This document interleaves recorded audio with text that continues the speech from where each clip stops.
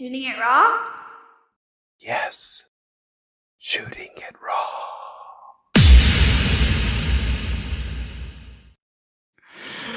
Oh, dude. Okay, this is great. Okay, now this is okay. Is this you in the photo? Yes. It's called My First Last Year. Okay, so Yes. In a green shirt, photographed, I guess, on a bench. Yes. You're seated on the bench. It says My First Last Year. And it says first place Texas autobiography. There's a quote. I can't read it because the image is a bit rendered small on my monitor. So it's basically in a green shirt, gray charcoal pants, nice leather shoes, seated casually, looking at the photographer. Not the same radiant smile of the previous shot, with all the books. Still, you're looking like you're smiling. You're looking ahead. My First Last Year. Okay, take it away. So first of all, Ran, I would like you to repeat what the purpose of this podcast is. Repeat what the theme is that you said earlier. Yeah. If life is a gift, how do we make every second count? There is no accident that this is the last picture you pulled up. Okay. Because here's what happened. One night, several years back, I had a dream. And I was told in the dream to live the next 365 days as if I would never experience those calendar dates again. Mm-hmm. It didn't necessarily say I was going to die, but it said pack everything in that year so that when you get to the end of your life, whenever it might be, I would have no regrets. Wow. Then the dream continued. It said, while you're living this year, write about it and publish that journal as a book. And then after you publish the book, teach other people how to do it too. That morning, I jumped out of bed, wrote down the dream so I would not forget any detail, and I began living what I call my first last year. Dude, what? Who are you? I tell you, gifts come from the universe in all different kinds of ways. If you're just on the journey and you're paying attention, life is helping you make your dream come true at every corner. Listen to you. Okay, so your first last year. Okay. I believe in big projects, right? So for the podcast, arguably is one of them. So it's been about 4 years now. Previous to that, I did a marine conservation project, just a big one. It's ambitious. Previous to that, I did a really large photo project where for 350 weeks, I did 350 conceptually different photos. I'm just connecting, and I don't mean to bore you, but connecting, say, how I respond to hearing that about my first last year. Now, okay, you obviously have a story about that first last year, 365 days. And I love of the spirit of it. And yeah, why don't you shed some light and inspire people from that? Primarily what I learned from living that experience is that there are 3 elements to our lives that are worth focusing on. What we do for ourselves, what we do for our loved ones, and the legacy we want to leave the world. And so the first thing I did the first day I started my first last year was to start writing down some goals. My husband and I were heading out to do a wedding. He was a minister, so he was doing a wedding, and it was quite a distance away. So we were sitting in the car and we just started listing everything we wanted to do. So if by chance this was actually the last year of my life, I wanted to pack everything in. So we decided everything we wanted to do. And then as I looked through the list, I decided, well, which of these seemed like just for me, which seemed like something I want to do for somebody else, and which seemed like legacies I want to leave the world. And so when I teach my classes related to my first last year, that's one of the first activities we do is everybody lists their dream goals and then divides them in those 3 different categories. And one of the best benefits of having lived that experience is it requires you to learn how to be very present. Mm-hmm. If, for example, I was thinking right now, and I'm thinking this right now as I'm looking at you, Ran, what if this is the last interview I ever do? What is Mm-hmm. it that I want to say to you? What is it that I want to say to my audience? So that makes me very present. I'm Yep. looking at your eyes right now, and I'm much more aware of being connected to you in this moment than I was, say, earlier in the interview when I was trying to think, well, what am I going to say about that? Or when you ask me a Mm-hmm. question. So just moving into that sense of being present extends the quality of your life because you're living each moment more vibrantly. It's not like Mm-hmm. your mind is not somewhere else waiting for something wonderful to happen, or, well, when my birthday gets here, I'll do this, or when I finally take the vacation, it's like, now, what am I doing this minute? How do I want to connect with other people? What do I want to gain from this moment? What do I want to give someone else in the moment? So being able to slow down that mental process and just become present and then have the sensory experience of, what do I feel right now? What am I seeing? What smells are nearby? What sounds are affecting this conversation? All Mm-hmm. those elements are part of the process of just slowing down, becoming aware that the quality of your life is essential, the quantity is unpredictable. Mm. In an exchange, in a conversation, you're putting out these concepts, these ideas, and what I do is I listen, and then the connections I make are like, well, you're a very philosophical, introspective person who's had training and exposure on how to deconstruct and articulate these ideas to yourself, and then to share it with others, which you're doing now, which is great.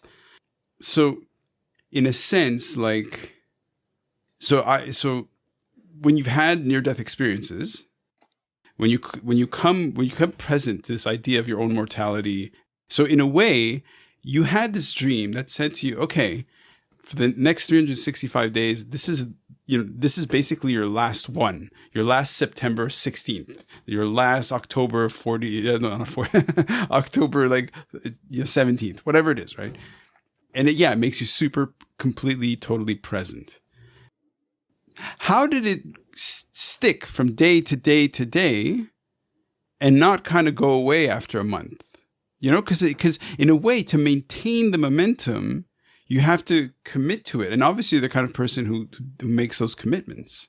So what is it that we can tell somebody who's listening who isn't that kind of person to find the resource to be able to kind of make that commitment to stick to it, whatever it is?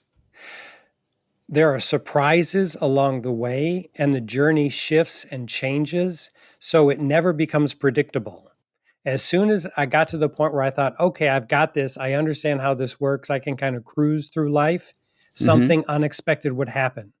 Our dog suddenly died, and I had a whole new set of emotions to deal with. Oh, One yeah. of my great aunts, whom I adored and who was one of my mentors in life, she passed away, and I had Mm. to deal with her loss and what I was going to do with those feelings. So, in addition to some fabulous things happening, I mean, I took the dream trip that I'd held off because I always said, "Oh, I can't afford it; it's too much." Was a Mediterranean cruise.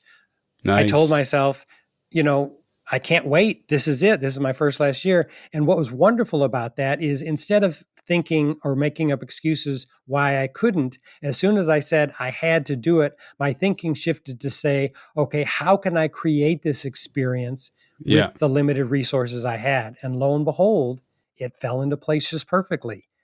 So my first last year, Roger Leslie, is available through all bookstores, et cetera, et cetera. Yes.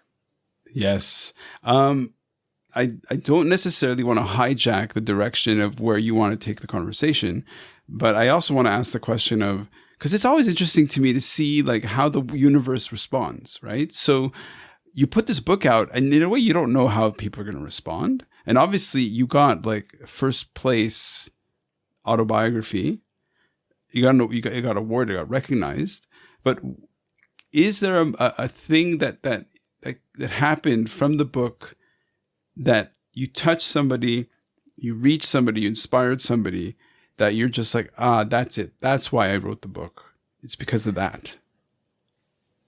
There have been many experiences like that. Most of them come through the classes that I teach. I call them Oh, wow. fly. I call them fly classes. And here's how that came about, Ran. So sometimes I was out somewhere and I wasn't at a computer and I was journaling about what was happening and keeping a record of everything. And I called it my first last year because I didn't want to call it my last year. I just didn't want to give the universe any ideas. Yeah, exactly. That I was really exactly. wrapping things up. So I decided to be on the safe side. I'll call it my first last year. And I kept writing it out. And finally, it became cumbersome to write out the whole word. So I decided just to abbreviate first last year. And it turned out FLY, fly. And that became the metaphor for the class.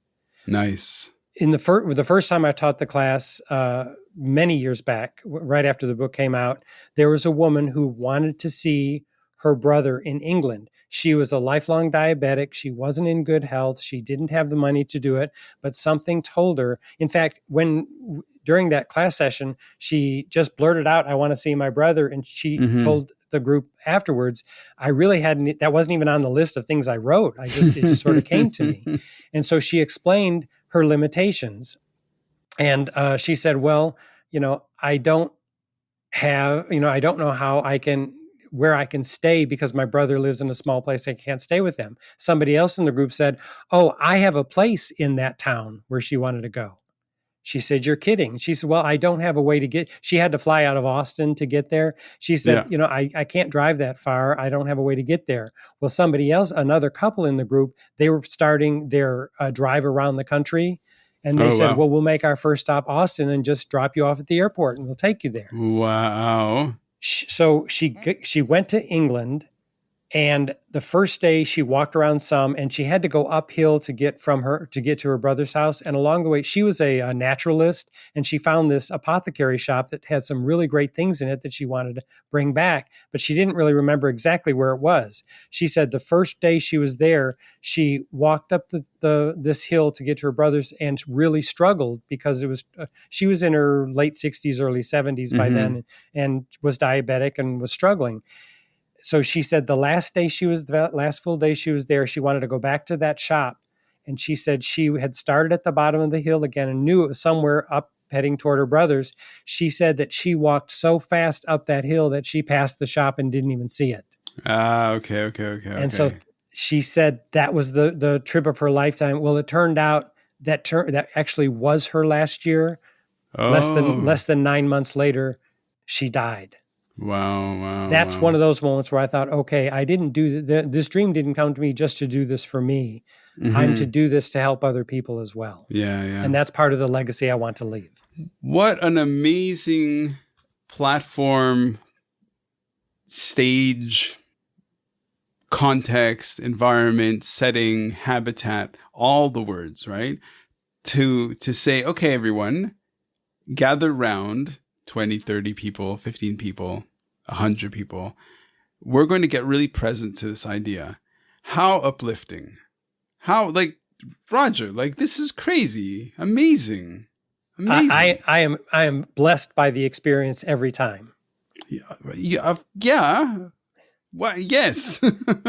So in my training, we say that, to make a complete review of who you are as a service network leader is, you have these 12 dimensions. Let's say 12 is arbitrary in a way. Less than 12, if you want it to be holistic, we identified 12. But anyway, so one of the dimensions we called the spiritual dimension, but it's whether you're an atheist like me or any other religious thing, it's not necessarily religion. It's just something that is greater than yourself, right? Yes. So we have only a couple of minutes of this amazing conversation to go. How about you take it from here and in whatever direction you want? And I mean, this is my last conversation. But I love it. So please, how do you want to put a seed in somebody's brain to kind of get your book, but also live? More than anything, Ran, I want to let your audience know that your destiny is shaping you and choosing you just as much as you're choosing it. That if you'll just slow down and pay attention to where your life is and where you'd like it to go, if you'll just respond to where it's leading you, it's going to be better than you can ever imagine. I used to believe that an inspiration was the beginning of an idea that could change our lives. I realize now that before we ever have an inspiration, life has already set up before us all the circumstances and all the people we need to help us make that dream come true. So by the time we latch onto our own dreams, our ideas of where we want our life to go, life's already set the stage for us to succeed. So, whether you're an atheist, whether you're very spiritual, whether you are very religious, there's just another dimension that makes life fuller than the concrete world that we know. And if you can pay attention to what intuitively feels right to you and follow that, your life is going to be so much more phenomenal than your mind alone can only imagine. Roger, thank you so much. Thank you. This has been my pleasure. Thank you, Ran. Oh, Roger, amazing. I love talking with you. This is great. Oh, okay. Take really good care. Thank you so much.